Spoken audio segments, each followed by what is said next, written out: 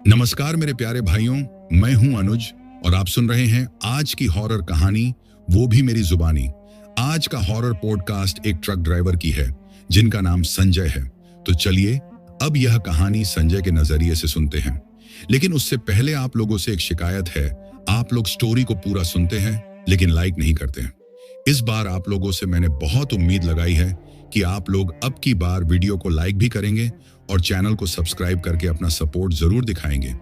और अगर आप लोगों के पास कोई हॉरर स्टोरी हो तो मैंने अपना व्हाट्सएप नंबर डिस्क्रिप्शन में दिया है, उस पर जरूर भेजे। तो अब ज्यादा समय नहीं लेते, चलिए कहानी की शुरुआत करते हैं। नमस्कार दोस्तों, मेरा नाम संजय कुमार है और मैं पेशे से ट्रक ड्राइवर हूं। पिछले 20 सालों से मैं इस काम में हूं और देश के कोने कोने तक ट्रक चलाया है। लेकिन आज जो मैं आपको बताने जा रहा हूं वो एक ऐसी रात की सच्ची घटना है जिसने मेरी जिंदगी को हमेशा के लिए बदल दिया। ये कोई आम हादसा नहीं था, बल्कि ऐसा खौफनाक अनुभव था जिसे मैं कभी भूल नहीं सकता। साल 2018 सर्दियों का मौसम था और दिसंबर का आखिरी हफ्ता चल रहा था। लोग नए साल के स्वागत की तैयारियों में लगे थे, लेकिन हम ट्रक वालों के लिए ये सब कोई मायने नहीं रखता। हमारा नया साल भी हाईवे पर कटता है। बस सामान लोड करो, जगह पर पहुंचाओ और फिर अगले सफर पर निकल जाओ। उस दिन मुझे और मेरे खलासी अमर को एक फर्नीचर की डिलीवरी करने के लिए कोलकाता जाना था। हम गुड़गांव से निकले थे और प्लान के मुताबिक हमें 3 दिन में वापस लौट आना था। सफर के शुरुआती 2 दिन बिल्कुल नॉर्मल रहे।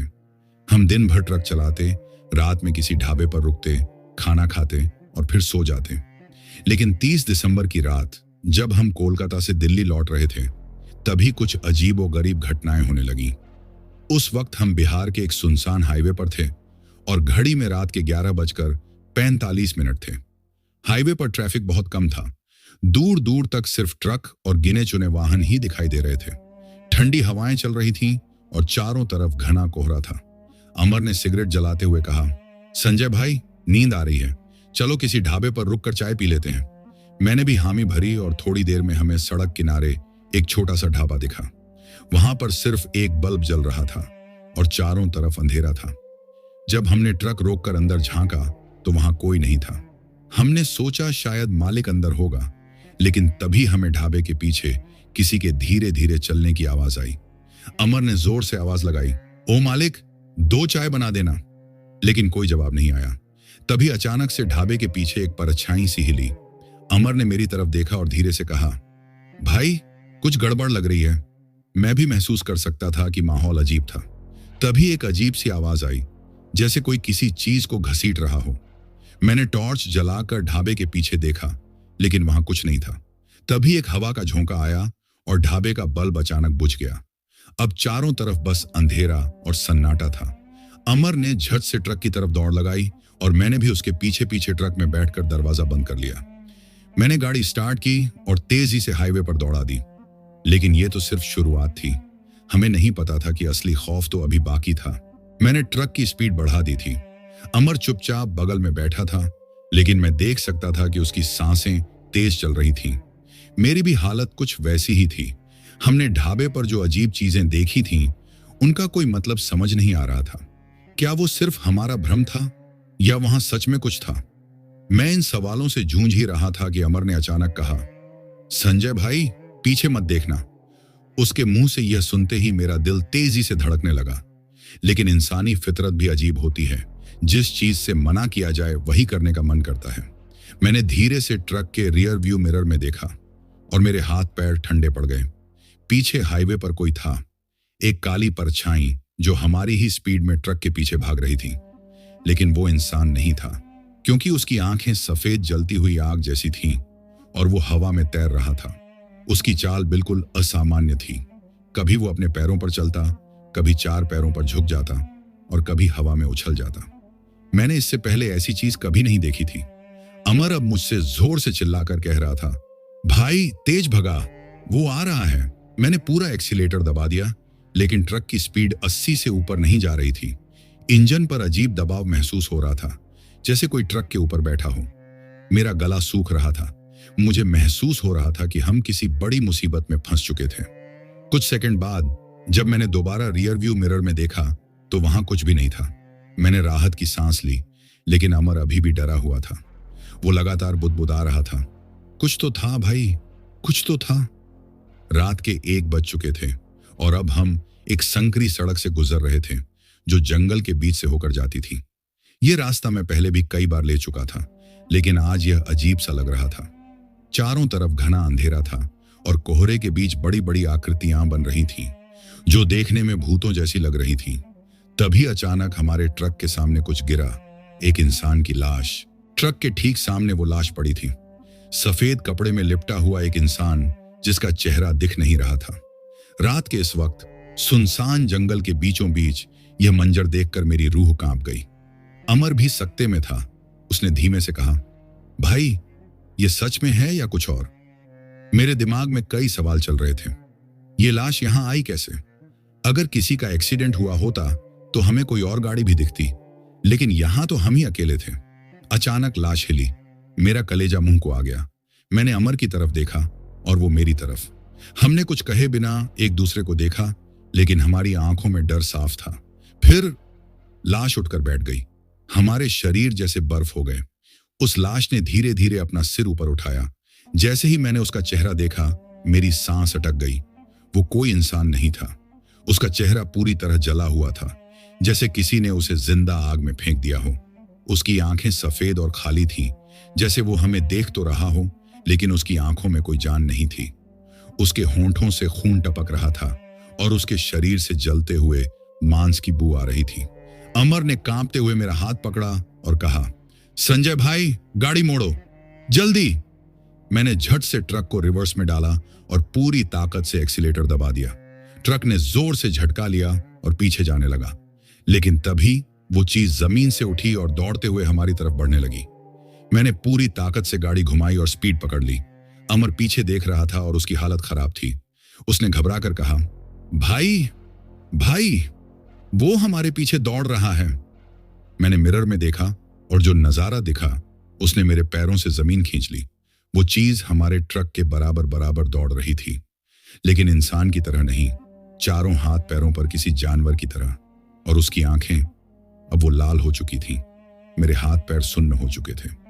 मैंने पूरी ताकत से ट्रक भगाया, लेकिन इंजन पर भारी दबाव पड़ने लगा, जैसे कोई ट्रक को रोकने की कोशिश कर रहा हो। अचानक ट्रक के ऊपर भारी धमाका हुआ। ऐसा लगा जैसे कोई छत पर कूद गया हो। अमर जोर से चिल्लाया, संजय भाई, ऊपर कुछ है।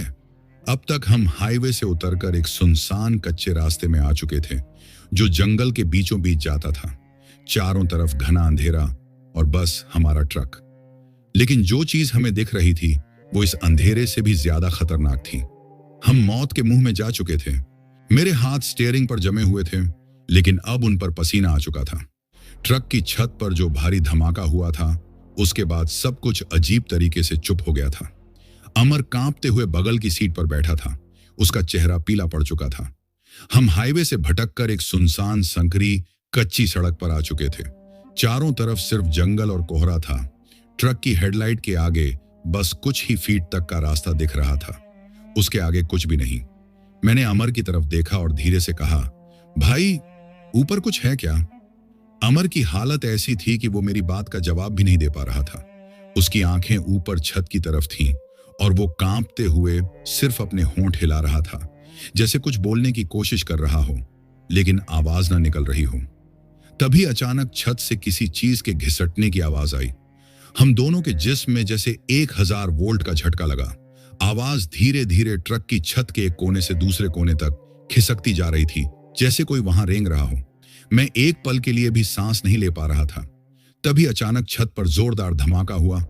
ऐसा लगा जैसे कोई बहुत भारी चीज जोर से उछली और ट्रक की छत पर गिरी हो। अब मेरी हिम्मत जवाब देने लगी थी। अमर ने कांपते हुए कहा, भाई, इस रास्ते से बाहर निकल, कुछ तो गड़बड़ है, ये जगह सही नहीं लग रही। मैंने झट से ट्रक को मोड़ने की कोशिश की, लेकिन जैसे ही मैंने ब्रेक दबाया, ट्रक बंद हो गया। इंजन पूरी तरह डेड। अब हालात हमारे बस के बाहर हो चुके थे। ठंड के बावजूद मेरे माथे से पसीने की बूंदें टपक रही थीं। चारों तरफ सिर्फ गहरा सन्नाटा था और उस सन्नाटे के बीच छत से फिर वही घिसटने की आवाज आने लगी। अमर की हालत और खराब हो गई थी। उसकी नजरें अब भी छत की तरफ थीं और उसका मुंह खुला हुआ था, लेकिन उसके होंठ हिल नहीं रहे थे। वो एकदम स्तब्ध था, जैसे उसे कोई भयानक चीज दिख रही हो। तभी एक डरावनी कांपती हुई आवाज हमारे ठीक ऊपर से आई, उतरो। यह आवाज कोई इंसानी आवाज नहीं थी। वो आवाज सुनते ही मेरे पूरे शरीर में झुरझुरी दौड़ गई। ऐसा लग रहा था जैसे कोई बुरी आत्मा फुसफुसा रही हो, और वो आवाज सीधे मेरे कानों में गूंज रही थी। अमर अब भी बोल नहीं पा रहा था, लेकिन उसकी आंखों से आंसू बह रहे थे। मैंने कांपते हुए उसकी तरफ देखा और जोर से चिल्लाया, क्या देख रहा है? बोल साले। अमर की नजरें अब भी छत की तरफ थीं। मैंने धीरे धीरे ऊपर देखने की कोशिश की, लेकिन अंधेरे की वजह से कुछ भी साफ नहीं दिख रहा था। ट्रक के अंदर सिर्फ हमारी सांसों की आवाज थी और बाहर मौत जैसा गहरा सन्नाटा। तभी कुछ बहुत तेजी से हमारी विंडशील्ड पर गिरा। धड़ाम! हम दोनों चीख पड़े। मैंने तुरंत ट्रक का हॉर्न बजाने की कोशिश की, लेकिन हॉर्न भी बंद हो चुका था। अब हमें समझ आ चुका था कि हम किसी बहुत बड़ी मुसीबत में फंस चुके थे। अब हमारे पास सिर्फ दो ही रास्ते थे, या तो ट्रक में बैठे बैठे इंतजार करें कि हमारे साथ क्या होने वाला है, या फिर बाहर निकलकर देखें कि हमारे ऊपर क्या है। हमने जो चुना वो हमें मौत के और करीब ले गया। ट्रक के आगे के शीशे पर जो गिरा था वह धीरे धीरे खिसक रहा था। हेडलाइट की हल्की रोशनी में उसकी शक्ल नहीं दिख रही थी, लेकिन उसकी हरकतें वो इंसानों जैसी नहीं थीं। अमर अब भी सुन्न पड़ा था। उसकी नजरें उस चीज पर टिकी हुई थीं और उसका मुंह आधा खुला था, जैसे चीखना चाहता हो, लेकिन आवाज ना निकल रही हो। मैंने धीरे धीरे शीशे की तरफ देखा, और जो देखा उसने मेरी आत्मा तक हिला दी। वो चीज कोई इंसान नहीं था। उसका चेहरा काले धुएं से बना हुआ लग रहा था, जैसे किसी ने उसे आग में जलाया हो। उसकी आंखें खाली और सफेद थीं, और उसमें से एक जलती हुई रोशनी निकल रही थी। उसने अपने हड्डियों जैसे हाथ ट्रक के शीशे पर रख दिए, और उनकी उंगलियां इतनी लंबी थीं कि वो शीशे पर घिसटने लगी। वही डरावनी कांपती हुई आवाज फिर गूंजी। अचानक ट्रक के शीशे पर दरारें पड़ने लगी। वो चीज धीरे धीरे अंदर आने की कोशिश कर रही थी। मेरा दिमाग अब काम करना बंद कर चुका था। मुझे समझ नहीं आ रहा था कि क्या करूं। ट्रक स्टार्ट करने की कोशिश की, लेकिन इंजन अब भी डेड पड़ा था। अमर की हालत अब और खराब हो रही थी। उसके होंठ बुदबुदा रहे थे। संजय भाई, वो अंदर आ जाएगा। भाई कुछ करो। मैंने झट से अपना फोन निकाला, लेकिन कोई नेटवर्क नहीं था। चारों तरफ घना जंगल था और हवा अजीब तरीके से तेज चलने लगी थी, जैसे किसी तूफान की शुरुआत हो। फिर अचानक वो चीज शीशे पर जोर से आकर चिपक गई। जाओ मेरे पास। अब की बार उसकी आवाज और भी खौफनाक थी। धड़ाम! शीशा टूट गया। अमर ने घबराकर ट्रक के अंदर जोर से चीख मारी। मैंने झट से ट्रक का दरवाजा खोला और बाहर कूद गया। अमर भी मेरे पीछे पीछे बाहर निकला, लेकिन जैसे ही हमने बाहर कदम रखा, हमारी सांसें वहीं थम गईं। चारों तरफ अंधेरा था और हवा में अजीब सी गंध फैली हुई थी। वो गंध जले हुए मांस की तरह थी। हमने ट्रक की तरफ देखा और वो चीज अब ट्रक की छत पर बैठी थी। उसकी शक्ल अब और भी विकृत हो चुकी थी। उसकी पूरी बॉडी से धुआं निकल रहा था और उसकी आंखें अब और भी ज्यादा जल रही थीं। तभी अचानक ट्रक के अंदर लाइट जल गई, लेकिन ट्रक में हम दोनों के अलावा कोई था ही नहीं। तो फिर अंदर कौन था? हमारे पैरों के नीचे से जमीन खिसक गई। अमर ने कांपते हुए मेरी बांह पकड़ी और धीरे से कहा, भाई अब हम नहीं बचेंगे। अमर के मुंह से निकली वो बात, भाई अब हम नहीं बचेंगे, मेरे कानों में किसी मौत के ऐलान की तरह गूंज रही थी। ट्रक की अंदर की लाइट जल रही थी, लेकिन वहां कोई नहीं था। फिर भी साए हिल रहे थे। ऐसा लग रहा था जैसे कोई अंदर बैठा हो। मेरी हिम्मत जवाब दे रही थी। हम ट्रक से कुछ कदम की दूरी पर खड़े थे और अमर धीरे धीरे पीछे हटने लगा। तभी ट्रक के हॉर्न की जोरदार आवाज गूंजी, इतनी तेज कि हमारे कान सुन्न हो गए। हम दोनों उछलकर पीछे गिरे, लेकिन जैसे ही मैंने दोबारा ट्रक की ओर देखा, मेरा शरीर बर्फ बन गया। ट्रक के अंदर ड्राइविंग सीट पर कोई बैठा था, लेकिन वो इंसान नहीं था। उसका शरीर पूरा जल चुका था और उसकी आंखों से सफेद धुआं निकल रहा था। उसकी गर्दन अजीब तरीके से टेढ़ी थी, जैसे किसी ने उसे मोड़कर तोड़ दिया हो। वो धीरे धीरे हमारी तरफ देखने लगा और फिर उसकी गर्दन से एक अजीब सी घुरघुराने की आवाज आई। अमर ने जोर से मेरा हाथ पकड़ा और फुसफुसाया, भाई ये इंसान नहीं है, भाग भाई भाग। लेकिन मैं अपनी जगह से हिल भी नहीं पा रहा था। मेरा दिमाग शून्य हो चुका था। तभी ट्रक के अंदर बैठी उस चीज ने अपना मुंह खोला और अंदर से कोई और चिल्लाया, एक महिला की आवाज, बचाओ, मुझे बचाओ। अमर अब फूट फूट कर रोने लगा था, लेकिन फिर अचानक ट्रक अपने आप स्टार्ट हो गया। हमने पीछे हटने की कोशिश की, लेकिन तभी दरवाजा अपने आप खुला और ट्रक के अंदर से एक सड़ा हुआ जला हुआ हाथ बाहर निकला। वो हमें बुला रहा था। ट्रक के अंदर से जो जला हुआ हाथ बाहर निकला था वो धीरे धीरे हमारी तरफ बढ़ रहा था। उसकी उंगलियां लंबी और टेढ़ी थीं, जैसे किसी ने उन्हें जबरदस्ती मोड़ दिया हो। उनकी खाल जगह जगह से उधड़ी हुई थी और उनमें से काला चिपचिपा पानी टपक रहा था। अमर का पूरा शरीर कांप रहा था।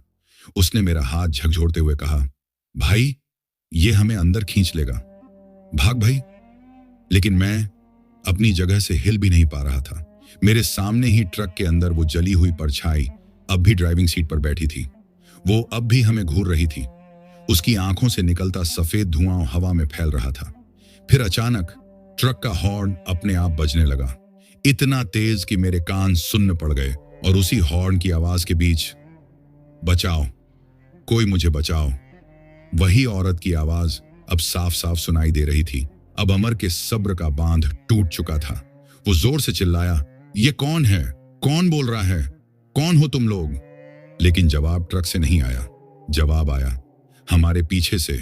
अमर और मैंने जैसे ही पीछे मुड़कर देखा, हमारी रूहें कांप गईं। हमारे ठीक पीछे एक औरत खड़ी थी, सफेद साड़ी में लिपटी हुई। उसके बाल बिखरे हुए थे और उसका चेहरा जल चुका था। उसके मुंह से अब भी वही शब्द निकल रहे थे, बचाओ, कोई मुझे बचाओ। लेकिन उसके होंठ हिल नहीं रहे थे। अमर ने मेरी बांह पकड़ी और कहा, भाई, ये औरत, ये वही तो नहीं? मैंने कांपते हुए कहा, कौन? अमर की आंखें अब भी उस औरत पर टिकी थीं। वो धीरे से फुसफुसाया, जिसका ट्रक में एक्सीडेंट हुआ था। अमर के मुंह से निकले वो शब्द, जिसका ट्रक में एक्सीडेंट हुआ था, मेरे कानों में किसी हथौड़े की तरह गूंजे। मैंने कांपते हुए उस औरत की तरफ देखा। उसकी सफेद साड़ी जगह जगह से जली हुई थी। उसके हाथ काले पड़ चुके थे और उसका चेहरा आधा जला हुआ, आधा हड्डियों का ढांचा। लेकिन सबसे खौफनाक था उसका मुंह।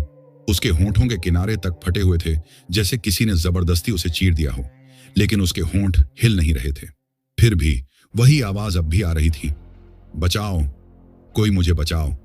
अमर अब रोने लगा था। उसने कांपते हुए कहा, भाई, हम फंस गए भाई, ये हमें मार डालेगी। मैंने धीरे से कहा, लेकिन ये कौन है? जैसे ही मैंने ये कहा, औरत ने अपनी गर्दन धीरे धीरे टेढ़ी करनी शुरू की। हर बार उसकी हड्डियों से वही डरावनी आवाज आ रही थी। अब उसकी गर्दन लगभग 180 डिग्री घूम चुकी थी और उसकी आंखें अब सीधे मेरी आंखों में देख रही थीं। और फिर उसके मुंह से एक और आवाज निकली, तुम भी वही रास्ता जाओगे जिस रास्ते में गई। अचानक ट्रक का ड्राइवर साइड का दरवाजा अपने आप जोर से खुल गया। ट्रक के अंदर बैठी वो जलती हुई परछाई अब हिल रही थी। अब हमें समझ आ चुका था, ये सिर्फ कोई आत्मा नहीं थी, ये कोई बदला चाहती थी। तभी अचानक हमारे पैरों के नीचे की जमीन हिलने लगी। अमर ने जोर से मेरा हाथ पकड़ लिया, भाई, कुछ हो रहा है भाई, ये हमें नीचे खींच रही है। मैंने नीचे देखा और मेरा कलेजा मुंह को आ गया। हमारे पैरों के नीचे सैकड़ों जली हुई उंगलियां जमीन से निकल रही थीं। हमारे पैरों के नीचे से जो जली हुई उंगलियां निकल रही थीं, वो धीरे धीरे हमारी टांगों पर लिपटने लगी। अमर की चीख निकल गई। उसने जोर से अपने पैर झटका, लेकिन वो उंगलियां किसी लोहे की पकड़ की तरह कसती जा रही थीं। मैं भी अपना पैर छुड़ाने की कोशिश कर रहा था, लेकिन अब चारों तरफ से वो जलते हुए हाथ मिट्टी से बाहर आ रहे थे। तभी, मत भागो, वही डरावनी कांपती हुई आवाज। अब वो औरत हमारे बिल्कुल करीब थी। उसका चेहरा और भी भयावह हो चुका था। उसकी आंखों से अब खून टपक रहा था और उसकी गर्दन किसी टूटे पुतले की तरह लटक रही थी। तुम भी जलोगे जैसे मैं जली थी। अचानक ट्रक के सारे दरवाजे अपने आप खुल गए और ट्रक के अंदर से कई काली परछाइयां बाहर निकलीं। अब हमें सब समझ आ चुका था, ये सिर्फ एक आत्मा नहीं थी, ये एक पूरी दुनिया थी जो जलकर राख हो चुकी थी। अमर अब चीख रहा था, भाई, भाई, ये हमें ले जाएंगे भाई। मैंने पूरी ताकत से अपना पैर झटका और किसी तरह खुद को छुड़ाया, लेकिन तभी अमर के मुंह से एक खौफनाक चीख निकली। मैंने देखा, एक जली हुई उंगली उसकी गर्दन के अंदर जा चुकी थी। अमर के मुंह से निकली वो भयानक चीख मेरे कानों में गूंज रही थी। उसकी गर्दन में जो जली हुई उंगली धंसी थी वो अब धीरे धीरे उसके पूरे शरीर में समा रही थी। अमर की आंखें उलटने लगीं, उसका मुंह पूरा खुल गया, लेकिन आवाज नहीं निकल रही थी। सिर्फ उसकी आंखों से आंसू गिर रहे थे। मैंने जोर से उसका हाथ पकड़ा और उसे खींचने की कोशिश की, लेकिन वो अब धीरे धीरे हवा में उठ रहा था, जैसे कोई उसे ऊपर खींच रहा हो। तभी रवि, भाग जा। अमर ने अपनी आखिरी ताकत लगाकर मुझसे ये कहा और फिर उसका शरीर जलने लगा। मैंने अपनी आंखों के सामने उसे राख में बदलते देखा। मेरा दिमाग सुन्न हो गया था। अमर चला गया। अब मैं अकेला था। पीछे खड़ी वो औरत अब मुस्कुरा रही थी। अब तेरा नंबर है। ट्रक के चारों ओर अब कई जलते हुए हाथ बाहर आ चुके थे। अब मेरे पास सिर्फ दो ही रास्ते थे, या तो मैं खुद को इन हाथों के हवाले कर दूं या फिर अपनी आखिरी कोशिश करूं। तभी मेरी नजर ट्रक के डैशबोर्ड पर पड़ी। वहां अब भी हनुमान जी की मूर्ति रखी थी। मुझे अचानक याद आया, मेरे पिताजी हमेशा कहते थे, जहां बजरंग बली का नाम लिया जाए वहां बुरी शक्तियां टिक नहीं सकती। मैंने पूरी ताकत से चीख कर कहा, जय हनुमान। और उसी पल सब कुछ हिलने लगा। वो औरत दर्द से चीखने लगी। चारों तरफ अजीब सी गूंजने वाली आवाजें फैल गईं। ट्रक के अंदर की सारी परछाइयां तेजी से धुआं बनकर उड़ने लगी। मेरी आंखें बंद हो गईं। जब मैंने दोबारा आंखें खोली, मैं हाईवे पर था। मेरे चारों तरफ कुछ भी नहीं था, ना वो औरत, ना वो जले हुए हाथ और ना ही अमर। बस मेरा ट्रक और हाईवे की सड़क, जैसे कुछ हुआ ही नहीं था। मैंने घड़ी देखी। रात के 3:45 थे। सब कुछ खत्म हो चुका था, लेकिन अमर अब इस दुनिया में नहीं था। आज भी जब मैं ट्रक चलाता हूं तो उसके साथ बिताए हर पल को याद करता हूं। और जब भी रात के अंधेरे में कोई सफेद साड़ी पहने औरत सड़क किनारे खड़ी दिखती है, मैं बिना देखे ही वहां से निकल जाता हूं, क्योंकि अब मैं जान चुका हूं कि हर सड़क पर जाने वाला मुसाफिर इंसान नहीं होता। दोस्तों, यह कहानी यही खत्म हुई। और जिन भाइयों ने अपना नाम कमेंट किया था, अब उनका नाम लेते हैं। रवि भाई बरेली से, विक्रांत भाई कानपुर से, विशु भाई, गोपाल भाई, संजय भाई बिहार से। और अगर आप लोग भी चाहते हैं कि आपका नाम वीडियो में लिया जाए तो अपना नाम और अपने शहर का नाम जरूर कमेंट करें। अगर आपको यह कहानी पसंद आई हो तो वीडियो को लाइक और चैनल को सब्सक्राइब करें, ताकि और भी डरावनी कहानियां आप तक पहुंच सकें। अगली हॉरर कहानी किस टॉपिक पर चाहिए, कमेंट में जरूर बताएं। कहानी को अंत तक सुनने के लिए दिल से धन्यवाद दोस्तों। आज के लिए बस इतना ही। मिलते हैं जल्द ही कुछ नई कहानियों के साथ। तब तक के लिए अपना ध्यान रखिए। जिन भाइयों ने अपना नाम कमेंट किया था, अब उनका नाम लेते हैं। रवि भाई बरेली से, विक्रांत भाई कानपुर से, विशु भाई, गोपाल भाई, संजय भाई बिहार से। और अगर आप लोग भी चाहते हैं कि आपका नाम वीडियो में लिया जाए तो अपना नाम और अपने शहर का नाम जरूर कमेंट करें। अगर आपको यह कहानी पसंद आई हो तो वीडियो को लाइक और चैनल को सब्सक्राइब करें, ताकि और भी डरावनी कहानियां आप तक पहुंच सकें। अगली हॉरर कहानी किस टॉपिक पर चाहिए, कमेंट में जरूर बताएं। कहानी को अंत तक सुनने के लिए दिल से धन्यवाद दोस्तों। आज के लिए बस इतना ही। मिलते हैं जल्द ही कुछ नई कहानियों के साथ। तब तक के लिए अपना ध्यान रखिए।